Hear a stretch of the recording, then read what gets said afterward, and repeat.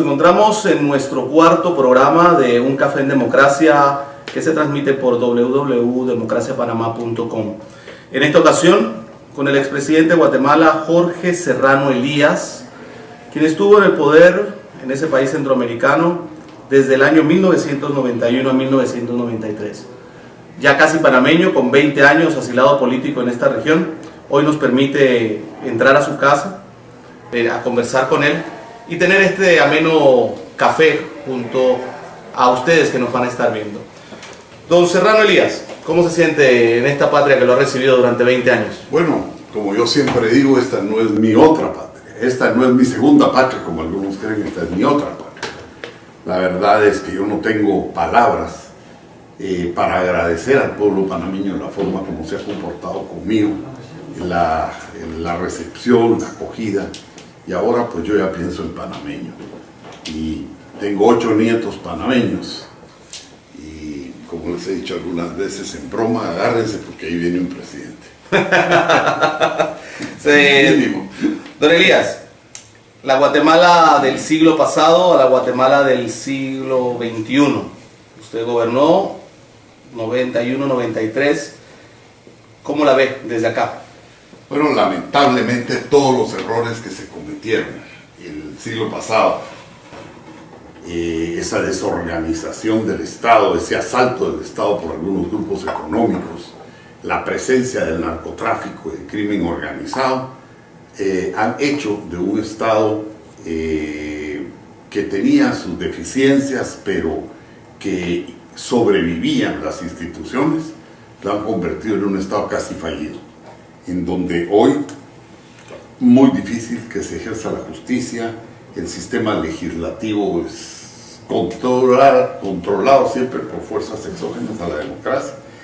Lo único que tiene son una fachada democrática, pero realmente no es la voluntad popular la que impera, sino realmente, yo digo, es la voluntad del billete. Y lamentablemente esto ha puesto a nuestro país en una situación seria y grave.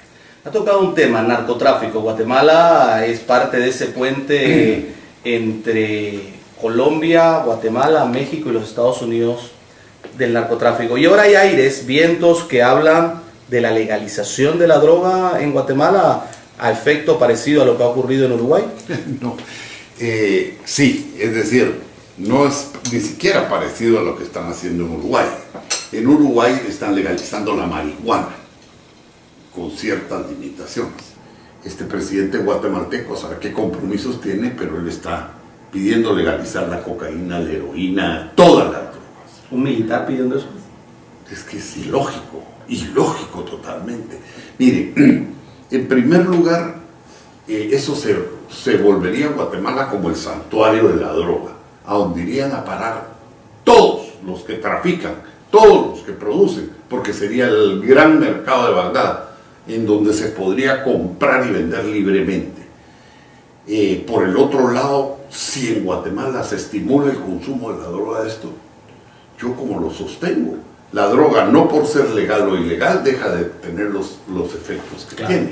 Es decir, la droga genera adictos y los adictos destruyen a su familia y a los que tienen alrededor. Los adictos causan accidentes, los adictos participan en la violencia. Es una enfermedad grave, porque casi cuando dentro de una adicción a un hogar, afecta al hogar completo. Y donde hay 10 adictos en una sociedad, es la sociedad entera la que se ve afectada. ¿Esto tendría que ir a un plebiscito o sería directamente una decisión del Ejecutivo? La verdad es que hay tanto interés involucrado en eso, que quién sabe qué es lo que van a hacer. Es decir, obviamente al narcotraficante y al productor de droga le conviene tener un paraíso. Imagínense un lugar donde llegan y es un santuario, donde no los van a perseguir. Eso es una maravilla. Entonces las cantidades de dinero que hay metidas ahí son inconmensurables y nadie sabe qué puede resultar de eso. Es decir, nosotros hasta este momento desconocemos. Sabemos la intención del gobierno porque así se ha manifestado en Europa, porque así se ha venido promocionando en los diferentes foros internacionales como el gran legalizador de la droga. Pero no sabemos si existen programas, no sabemos si lo van a someter a una consulta popular, no sabemos si va a provocar una revolución, no sabemos nada, porque todo lo están manejando con mucho sigilo. Ahora andan un grupo de ministros que están viajando por Europa, explicándole a los gobiernos europeos lo que consistiría la legalización de la droga, cuando en Guatemala ni siquiera han empezado el programa. Ya empezaron a comprar algunos universitarios que han empezado a producir algunos documentos para favorecer la legalización de la droga. Es decir, se oyen los pasos de animal grande, hay demasiado que se está moviendo políticamente en el país hacia la legalización de la droga, y los que estamos en contra de eso, pues también nos estamos preparando. Don Jorge Serrano Elías, sabemos, lo vemos muy activo en las redes sociales, lo vemos muy activo hasta con filmaciones en YouTube y un canal como lleva el nombre, y después lo tocaremos, de uno de sus libros. Sabemos que no existe la reelección en Guatemala, pero don Jorge Serrano Elías mantiene esas aspiraciones políticas de un retorno a su patria como político. Bueno, definitivamente como político ya retorné. Es decir, hay un problema en América Latina, y es que creen que la única forma de hacer política es la forma electoral. Yo le tengo un profundo desprecio a las elecciones, no porque no crea que es importante que el pueblo se manifieste, sino por los mecanismos que se han venido perfeccionando en América Latina, que más que unos mecanismos de elección en donde el pueblo puede elegir, se han vuelto unos sistemas electorales maniatados, amañados, en donde las opciones que se le dan al país no son las opciones que el pueblo quisiera, sino las que quieren las grandes élites de los países, sobre todo países como el mío, en donde no existe una estructura de partidos políticos, en donde hay 25 o 30 partidos políticos. Yo quiero decirle que a mí no pasan semanas sin que me ofrezcan partido político, y se quedan asustados cuando yo digo que no tengo intereses electorales. Entonces, como me dice, bueno, entonces ¿usted qué está haciendo? Ayer uno me llamaba y me decía, pero presidente, si solo con que usted santifique un partido ya tiene usted garantizado 15 diputados, son 15 problemas. Le dije yo, pues yo quiero carne joven o decente a este nido de ratas, lo van a destruir, no me interesa. Es decir, o sea que su participación es de aporte a la sociedad. Mi participación ahorita es de formación de conciencia. Y si algún proyecto político yo tengo, es el cambio de la Constitución y las leyes. El cambio de la Constitución. Que pudiera en algún momento garantizar un sistema de justicia adecuado, porque no existe. El sistema de justicia está corrompido, está maniatado, está manipulado, y si no hay justicia, no hay país. Mire, yo fui quien promulgó en Guatemala el Código Procesal Penal, que cambió el sistema de derecho de un sistema inquisitivo, en donde el juez era parte de la investigación, era parte también de lo que iba a juzgar, y de la acusación, a un sistema acusatorio, en donde el Ministerio Público asumiera la responsabilidad total de la prueba. Esta ley se promulgó hace más de 20 años, y este es el momento en que no la terminan de implementar. Y todos los vicios del viejo sistema cayeron en este nuevo sistema. Entonces, el sistema jurídico en Guatemala hay que cambiar.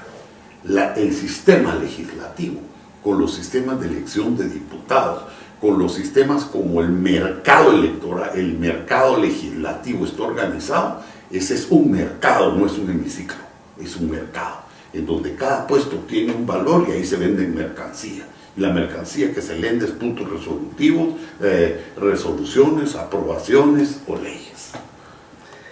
Eso no puede ser. Nuestra Latinoamérica ha estado en los últimos 15 años, más o menos el tiempo que usted ha estado en Panamá, o un poquito menos, con aires de socialismo. Países que empiezan, que ya llevan 10, 15 años. Guatemala probó el socialismo en el periodo pasado, pero falló. ¿Con quién? Con el último presidente. ¿Colón? No representaba a la izquierda guatemalteca. Por favor, Colón hasta la fecha no sé si ya se enteró que fue presidente. En primer lugar. En segundo lugar, él creía que socialista era colgar las fotos de Arben y Arévalo en la fachada del Palacio. No, como yo digo, el pobre Álvaro gobernó de noche, pasó sin pena ni gloria y solo él cree que fue socialista. Yo no sé cómo. No, mire, en América Latina lo que se está dando es la teoría del péndulo. Es decir, se entraron en la época de las privatizaciones, se entró en la época en que la derecha creyó que había agarrado ya de por vida los sistemas políticos, abusaron, se olvidaron del desarrollo, se olvidaron de repartir los beneficios de ese auge económico que hubo, y ahora la gente que tiene una mentalidad más social, con más apertura para las clases necesitadas, es la que está regresando. Es una cosa pendular. Es decir, ojalá que estos no cometan los mismos errores porque volvemos a irnos al otro extremo.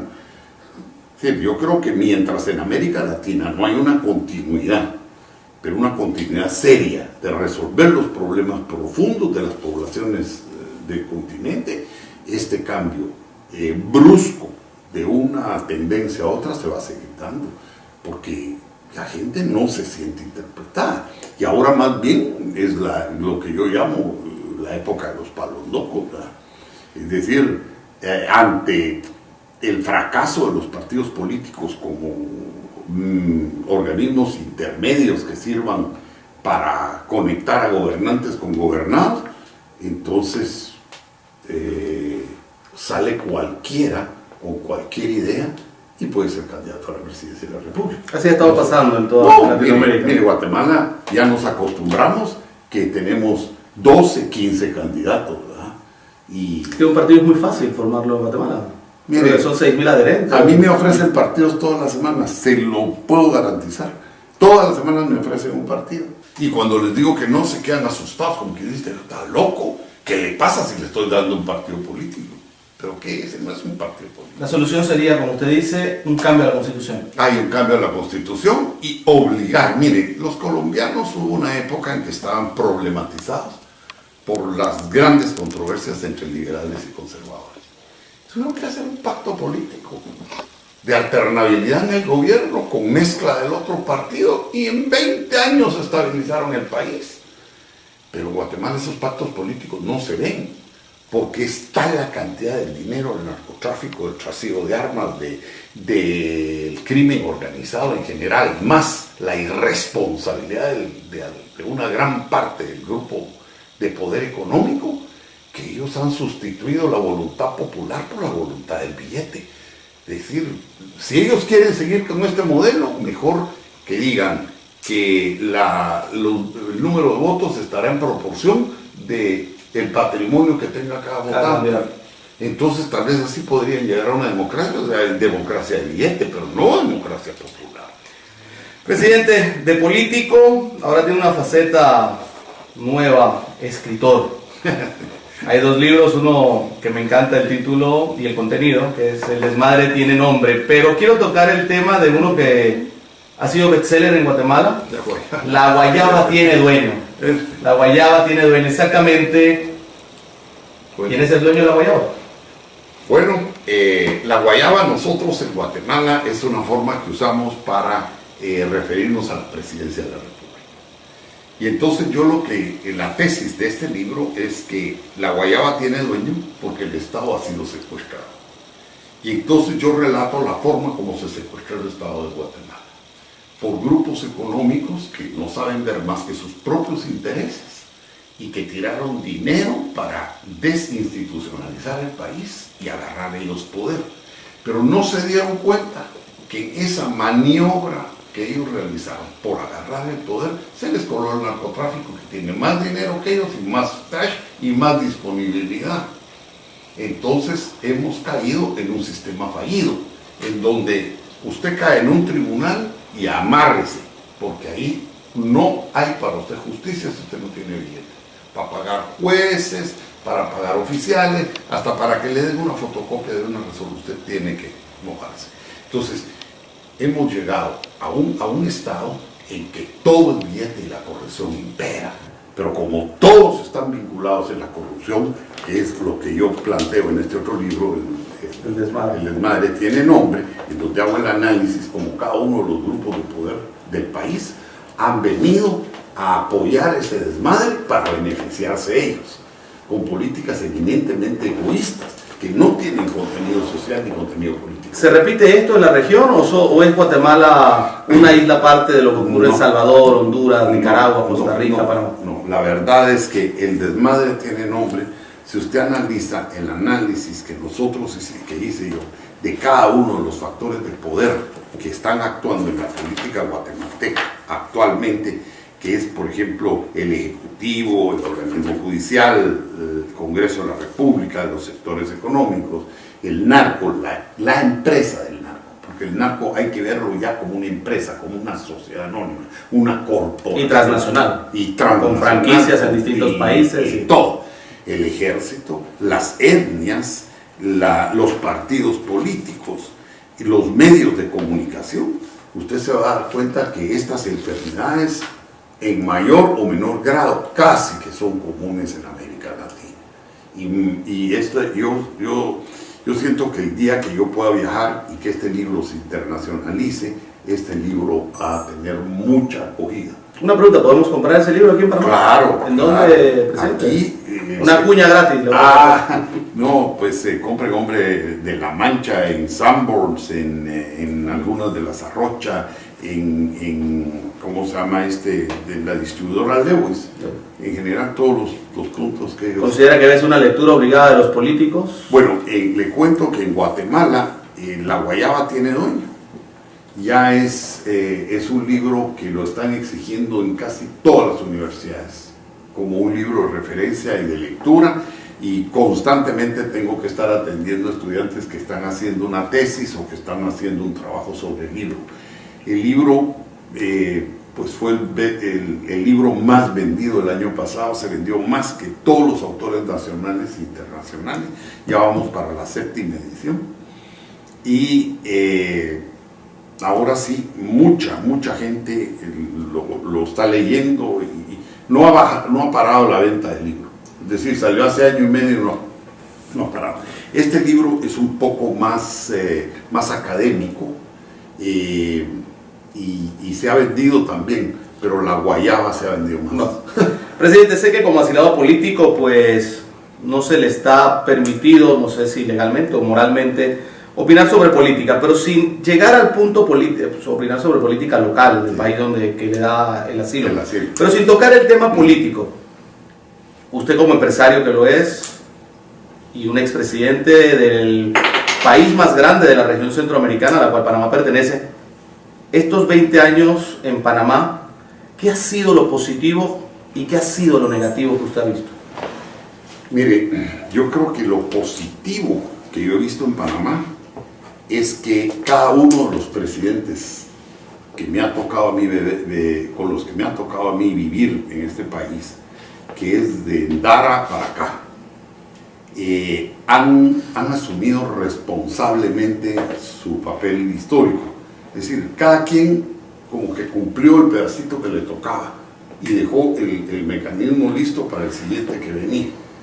Luego que en sus salidas no han tratado de adulterar la democracia y no han tratado tampoco ni ellos ni los sectores económicos de este país de lanzarse a tener un dominio absoluto de las instituciones, lo que ha permitido hasta ahora que existan ciertos checks and balances. Sí, balances. Y yo espero que Panamá siga por ese camino, que no va a venir la tentación de algún presidente que quiera convertirse en un autócrata y que quiera destruir lo que a mi criterio le dé estabilidad al sistema. La otra cosa que es muy importante también es que Panamá, a diferencia del resto de los países de América Central, tiene una clase media emergente más fuerte que los otros países. Aquí la gente puede tener opción a tener su propia casa. El sistema organizado para eso es bueno, eso le da estabilidad al país, le da estabilidad, es increíble, pero ese factor le da mucha estabilidad al país y mucha estabilidad al sistema. Veo también que la gente es más autónoma en la decisión de dónde trabajar y cómo trabajar. Es decir, la oferta de trabajo, aunque algunos lo critiquen, en Panamá es amplia. Y es tan amplia que da oportunidad que muchos extranjeros vengan y trabajen dignamente en este país. Todas esas cosas han hecho, a mi criterio, que Panamá tenga cierta estabilidad, pero que es una estabilidad que puede ser frágil si no hay continuidad en ese criterio en los gobiernos que vienen. Ahora, yo veo que Panamá es un país también que la seguridad es aceptable, pues. Es decir, mientras uno ve cómo están los índices de seguridad en el resto de Centroamérica, por lo menos el Triángulo Norte, Guatemala, Honduras Guatemala, Honduras y El Salvador, las situaciones son serias, haciendo la salvedad que El Salvador tiene más instituciones. En El Salvador ha habido pactos, ha habido tácitos o implícitos entre el gran capital salvadoreño y la empresa privada y la gente de derecha con la izquierda. Es decir, como que ya se han empezado a habituar a sobrevivir y a llegar a acuerdos. En mi país se firmaron los acuerdos de paz, pero las mañas quedaron. Y eso ha sido fatal para nosotros. Presidente, pasando a un tema un poco más regional, la integración ha sido un tema de los últimos 20 años, hablando del Parlamento Centroamericano y las 40 y tantas instituciones de integración. En Guatemala está la sede del Parlamento.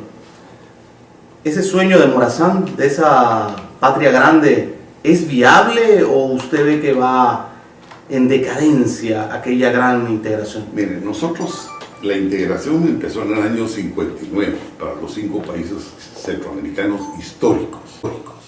Y hace 20 años se amplió a Panamá por razones geográficas de identidad.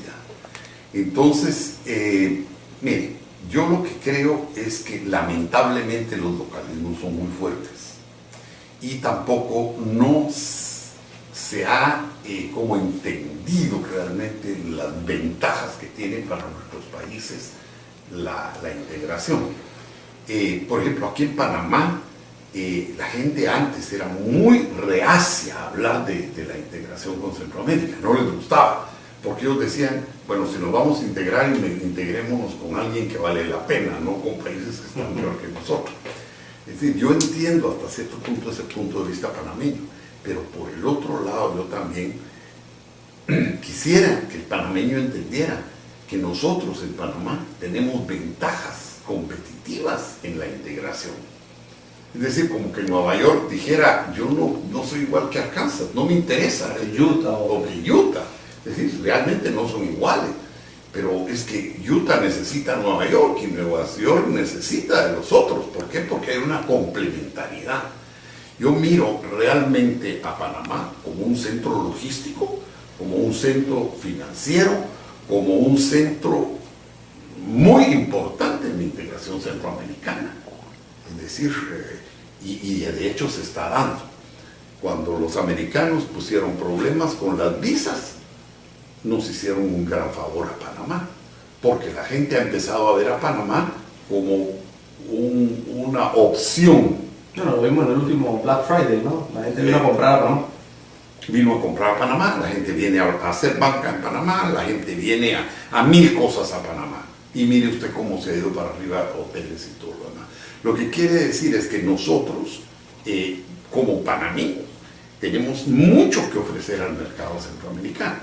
Lo que voy a decir va a sonar como un sacrilegio para muchos, pero nosotros aquí tenemos un sistema financiero casi de primer mundo.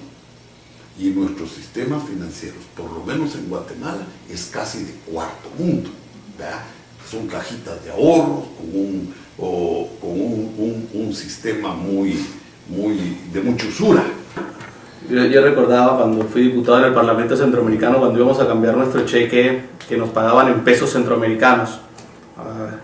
Íbamos al banco en Guatemala y demorábamos más de 20 minutos sentados en una silla a esperar que nos cambiaran el cheque, lo convirtieran en dólares, nos entregaran los dólares, y veíamos eso, ¿no? Una banca muy a la antigua todavía, ¿no? no con el modernismo que tenemos en No, Panamá. y es una banca que se financia a los mismos dueños de los bancos. Para ellos mismos. Aquí hay un banco, tiene sus dueños, ellos colectan ahorro, colectan esto, emiten bonos, etcétera. Pero la plata que recogen es para financiar sus empresas. Y las quiebran cuando ya no pueden. No, sí, no, si no hacen cualquier mano. Es decir, no se ha modernizado lo suficiente. Y hay otra serie de sistemas que tampoco se han modernizado. En cambio, Panamá, con todo y que es un país que hace 30 años o 20 años tenía problemas serios, pero ahora es una sociedad más moderna. Por ejemplo, con el mismo caso, un caso sencillo, la protección al consumidor. En Panamá realmente uno sabe que ahí al final tiene cómo recurrir a alguien que lo proteja, ¿cierto? Así es. En cambio, en Guatemala no existe ni legislación para eso, ni hay a quién recurrir. Sí, hay muchos temas en que Panamá está en la parte electoral también, la en parte los tribunales electorales. La parte electoral. El otro día pasamos por enfrente al nuevo Palacio Griego. Y uno que venía y me dijo, ese es el tribunal electoral. No puede ser, y lo hicieron bien hecho. Bien hecho. Porque esto le da solidez al sistema democrático. Así Parece es. Mentira, pero eso quiere decir, nos interesa oír la voluntad.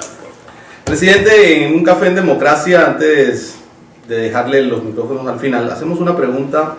No sé si es por la cantidad de cafeína, creemos en las reencarnaciones, ¿no? Entonces, si usted en una vida pasada existió, ¿con quién se compararía o quién le hubiera gustado? ¿Y por qué? ¿Morazán, Sandino, Bolívar, Chávez, Mandela? Bueno, ¿O ninguno? No, yo definitivamente tengo un sesgo ahí. Mandela para mí es un hombre extraordinario, no es porque se esté muriendo ahorita, porque yo era joven y fui dirigente estudiantil y en todos los congresos mundiales donde nosotros participábamos era pedir la condena al apartheid. Quiere decir que para mí Mandela fue un líder que me ha servido como inspiración, ¿verdad? Ese hombre es increíble haber sido la víctima que él fue y después cómo manejó su retorno. Ese afán de reconciliación que él puso para integrar una sociedad que era imposible de integrarse. O sea, Mandela, como yo dije hace poco, Mandela se lo llevó el Señor, pero nos dejó una enseñanza al mundo invaluable, ¿verdad? Similar a la de Gandhi. Es decir, personas que trascendieron realmente la capacidad humana de perdón y de entrega y de visión y de pacificación y de reconciliación. Es decir, ahí sí que no puedo yo comparar a Mandela. Es decir, para mí hay un respeto impresionante con Mandela. ¿La sociedad guatemalteca aprendió algo de Mandela? Ese racismo o esa separación de los indígenas que todavía se ven. Mire, son fenómenos culturales bien diferentes.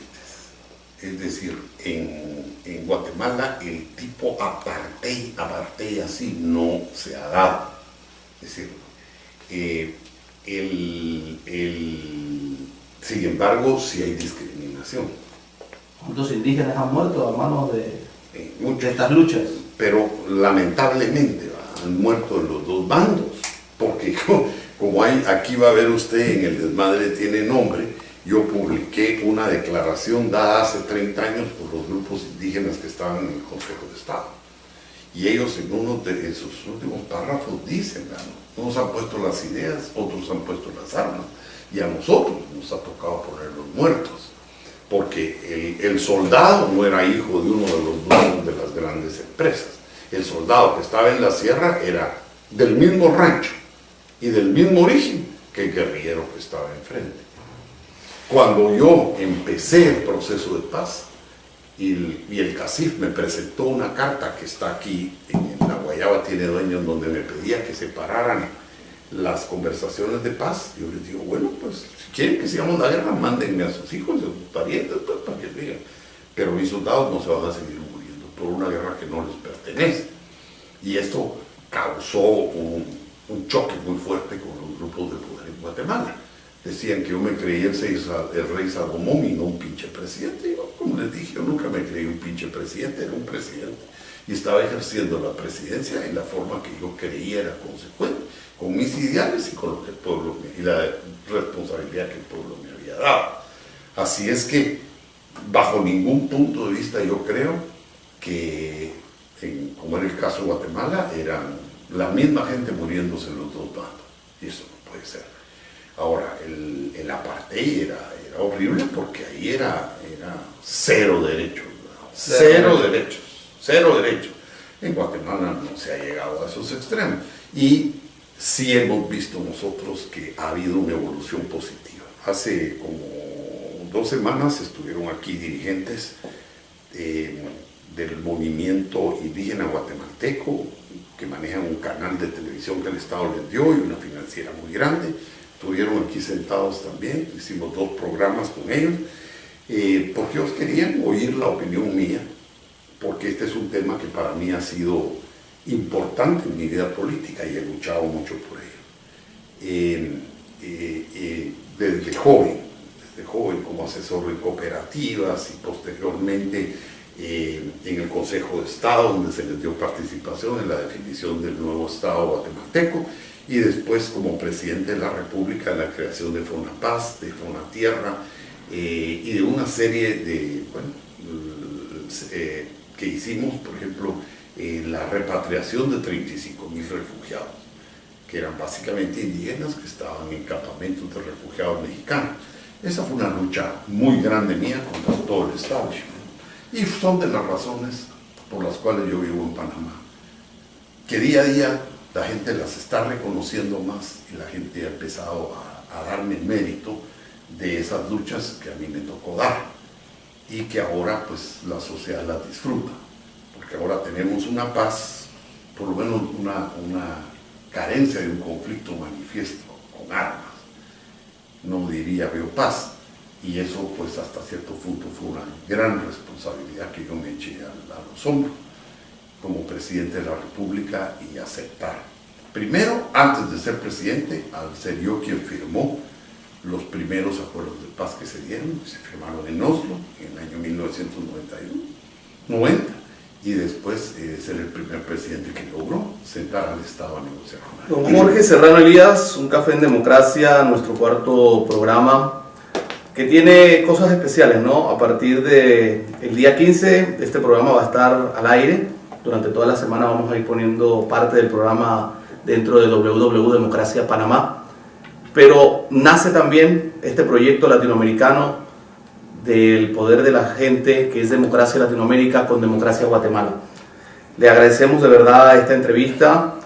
Y para terminar nos gustaría, ya hemos hablado de política, hemos hablado de la parte de escritor, pero hay un proyecto muy bonito que usted tiene en Panamá. Usted no ha venido solo a estar asilado, sino que ha invertido, ha hecho negocio, pero hay una parte de esa parte educativa, cuéntenos, que apoya a los jóvenes en el deporte. Bueno, tenemos un trabajo familiar, un ministerio, llamamos nosotros, que se llama Éxodo. Y lo llevamos a cabo en unos terrenos nuestros en Pacora, donde construimos unas instalaciones para fútbol. Y ahí tenemos vinculado a este proyecto a más o menos 600 niños y jóvenes panameños, que unos entrenan en la mañana y otros entrenan en la tarde, pero se les da todo a los que llegan, tanto a los que llegan como a los que van, se les da almuerzo. Y el día sábado entrenan todo el día y juegan. Y ahora nuestro equipo acaba de ganar la Liga Provincial. ¿En qué categoría? En la categoría que es la que da la opción de subir a la Liga de Ascenso. Y la ganamos con muchachos que todos son de nuestra cantera. Entonces, estamos muy... ¿600 alimentos todos los días? No, porque no todos llegan todos los días, pero se sirven entre 180 hasta 250. Pero también tenemos otro comedor en Mañanitas, que lo tenemos con la Fundación Team Challenge, en donde ahí sí le damos todos los días a 135 niños. Y bueno, tenemos otro esfuerzo educativo, que es el colegio Thomas Jefferson, en donde estamos trabajando un sistema educativo orientado obviamente a que el niño tenga conocimientos, pero a la formación de carácter, a través también de la sustentación de ese carácter en principios y valores. Y ahora tenemos en ese colegio un convenio firmado con la Universidad de Carabobo, porque estamos implementando un sistema de inteligencias múltiples. Ese modelo que se está trabajando conjuntamente con ellos, creo que va a tener un gran impacto para el resto de la educación panameña y espero que latinoamericana, porque ya nos estamos separando un poco o bastante de la educación bancaria, como lo definía Freire, ¿verdad? En donde aquí está un alumno, aquí está un maestro. El alumno es un objeto al cual yo le deposito conocimientos, ¿de acuerdo? Y esa es mi información, esa es mi responsabilidad educativa. Eso no es lo nuestro. Nosotros estamos tratando al alumno y a los jóvenes que están en el Ministerio EXO o a los que tenemos en las mañanitas, no como objetos, sino como sujetos, entendiendo que ese sujeto lo que necesita es formación de carácter, y a través de la formación de carácter, la formación de un criterio crítico que le permita distinguir entre lo que le conviene y no le conviene, y qué elementos son los que se deben incorporar o no. Todos nuestros niños en las tres instituciones donde nosotros tenemos que ver con jóvenes, reciben a la par de lo que nosotros estamos haciendo para que ellos se diviertan, se distraigan y crezcan, reciben siempre orientación de orden moral. En el programa de Éxodo tenemos mucho programa con niños que viven en barrios conflictivos, que las madres incluso hasta nos han pedido y llorando que les consigamos dónde vivir. Y estamos pensando con mis hijos ir hacia la formación de algunos hogares, porque tenemos ahora un muchacho que es un dechado, puede llegar a ser un Messi, pero la madre llegó llorando el otro día y a 2 veces le han puesto pistola en la sien, porque lo confunden con su hermano que sí está metido en problemas. Entonces nosotros, todos los jóvenes que están con nosotros o niños, tienen que estar inscritos en una escuela y tienen que reportarnos a nosotros sus resultados. Todos antes de entrar a entrenamiento reciben una enseñanza sobre valores, sobre principios, sobre formas de vida, etcétera, etcétera, y tenemos una psicóloga y tenemos una trabajadora social que está pendientemente viendo las necesidades de ellos. ¿Por qué nosotros hemos llegado a esto? Mire, nosotros estamos vinculados con un club deportivo de la mayor aquí que se llama Alianza, y nos hemos dado cuenta que hay grandes valores, muchos muchachos que tienen una gran capacidad futbolística, pero cuando se han tratado de promover estos muchachos para que vayan a Italia, vayan a Europa, a Inglaterra o a algún equipo importante sudamericano, no fallan ni en su habilidad, ni en sus condiciones físicas, sino que fallan en lo mal preparado que están socialmente para incorporarse en esas sociedades y para aceptar disciplina. Entonces nosotros, ya conociendo esas debilidades, estamos trabajando en ese campo de nuestros jóvenes. Por eso es que lo vemos realmente como un ministerio, no pagan ni un centavo. El privilegio que ellos reciben es ser entrenados por los mejores entrenadores, recibir este entrenamiento y ponerse en la antesala no solo de una opción de recreación, sino de superación y movilidad social. Bueno, a todos nuestros lectores de democraciapanamá.com y los televidentes de Democracia Panamá TV, hoy tuvimos un café en democracia especial. Conocimos a un político, a un empresario, a un escritor y a una persona que vino a Panamá no solo huyendo o por necesidad de una obligación legal, una persecución política en su país, sino que vino a dar y a aportar a este país algo como este proyecto Éxodo, que es muy bonito, el cual vamos a ir allá, vamos a ir a a entrevistar y a filmar, porque más empresarios panameños deberían de estar haciendo lo que este señor, expresidente guatemalteco, está haciendo en Panamá. Y como él lo dijo, ya tiene nietos panameños, así que muy probable en unos 10 o 15 años estemos viendo un Serrano Elías buscando una diputación o quizás el Palacio de las Garzas. Así que, don Jorge, un placer, muchas gracias por todo y siempre tiene bienvenido el periódico. Y bueno, y ahora que va a estar Democracia Guatemala también. Vamos a Democracia. Gracias.